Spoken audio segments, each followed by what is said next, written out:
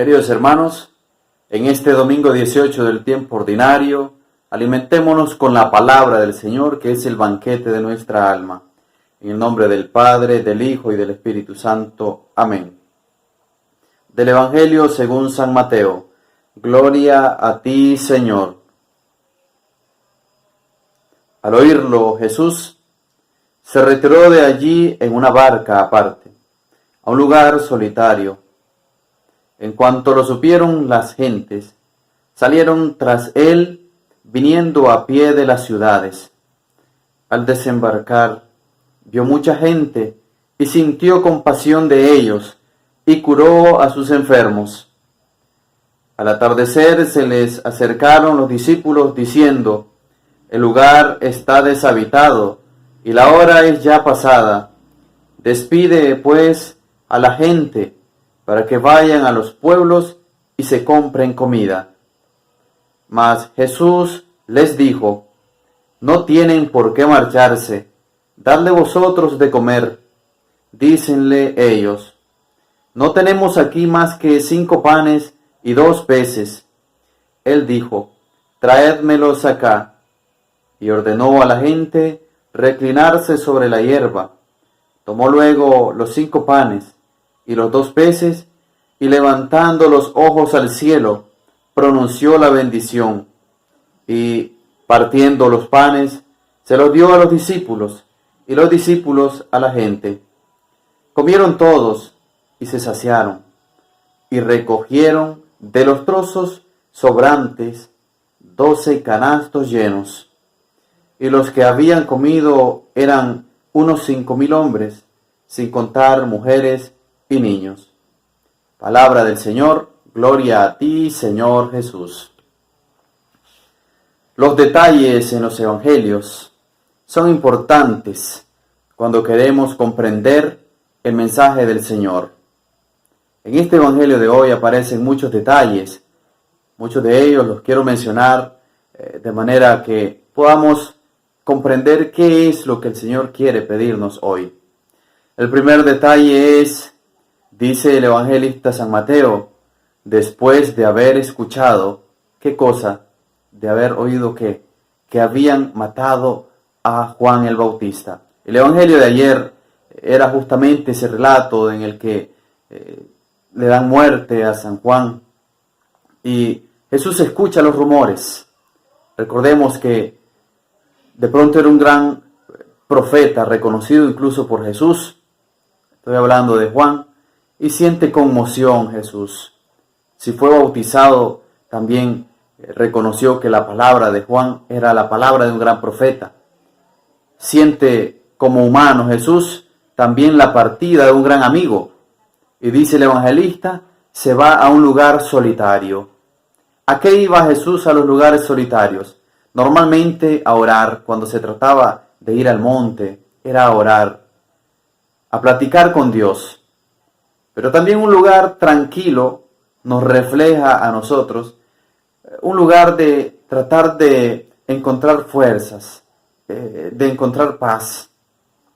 Jesús, como todo humano, recordemos que Jesús es 100% Dios y 100% hombre. Como todo humano, entonces va a un lugar tranquilo a encontrarse con la paz, a buscar cómo asimilar aquella partida de un amigo. Este primer detalle nos dice a nosotros que en las dificultades lo primero que debemos buscar es la tranquilidad en Dios, encontrarnos solos con Dios. Pero fíjense bien, aún en esa necesidad tan básica, la gente busca a Jesús. Una de las cuestionantes, y este es otro detalle, me llama la atención que ¿por qué la gente no buscaba a los fariseos si eran los doctores de la ley, si eran los maestros, si eran los dueños del templo? Aquí hay algo importante. Encontraban en Jesús lo que no encontraban en los fariseos, ni en los doctores de la ley, ni en los sacerdotes. Y ese detalle también nos muestra que Jesús se dio totalmente a los más necesitados.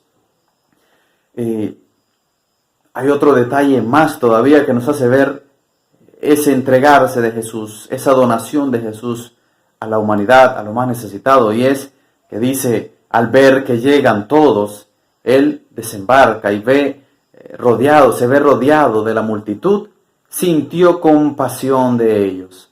La compasión de Jesús hace sentir al pueblo satisfecho. Fíjense bien, Jesús no va tranquilo, de hecho. Les digo que el mensaje nos habla claro de entrada. Va con un sentimiento allí de tristeza seguramente al darse cuenta que su amigo Juan ha partido, que lo han matado. Ese sentir de Jesús, podríamos decir, si fuera uno de nosotros, seguramente nos hubiéramos hecho aquellos sufridos. Si viniera alguien y ha partido un familiar de nosotros no ponemos mente a aquel que viene necesitado. Normalmente lo primero que haríamos es hacerme el sufrido, hacerme aquel que está con un sentimiento profundo de dolor. Pero Jesús no actúa así. Jesús se olvida de sí mismo para ir a servir a aquellos que le buscan. Miren qué interesante, y esa es la compasión de Jesús. No importando el cómo sentirse Él, sino más bien cómo se siente el pueblo. Yo quiero, para ir finalizando en este Evangelio, señalar un punto importante. En la medida en que nos despojamos de nuestra familia, en la medida en que Dios es el que ocupa el primer lugar en nuestra vida, y nos despojamos de nuestros intereses, somos capaces de entregarnos a los demás, somos capaces de ver la necesidad en el otro. Es lo que ha hecho Jesús. Jesús se ha despojado de una casa, se ha despojado de la misma familia, de sus parientes, y se ha ido a evangelizar. Pues bien, ha puesto a Dios, a su Padre, en primer lugar. De hecho, les comentaba que podemos interpretar que Él en este momento justo iba a hablar con su Padre y viene alguien que está necesitando de Él. Dice que curó, o no alguien, muchos que están necesitando de Él. El evangelista señala que curó a todos sus enfermos. Había mucha necesidad espiritual. Luego, la satisfacción del pueblo no solo fue espiritual, también la multiplicación de los panes, que denota un gran detalle también. ¿Qué significa, en este caso, denle de comer ustedes? Es decir, los discípulos están de hecho interesados por servir también de alguna manera al pueblo, pero se sienten impotentes, no tienen la manera de darles de comer. En este caso es, saquen algo, a ver qué iniciativas tienen ustedes para que demos de comer a este pueblo. Aquí están los panes, dicen los discípulos, esto es lo que tenemos. Aquí están los 2 peces, es lo que tenemos. Ok, entonces Jesús nos está pidiendo que demos aquello que tenemos. No te está pidiendo más de lo que no puedas dar. Demos lo poco que tenemos y el Señor va a hacer el milagro en nuestras vidas.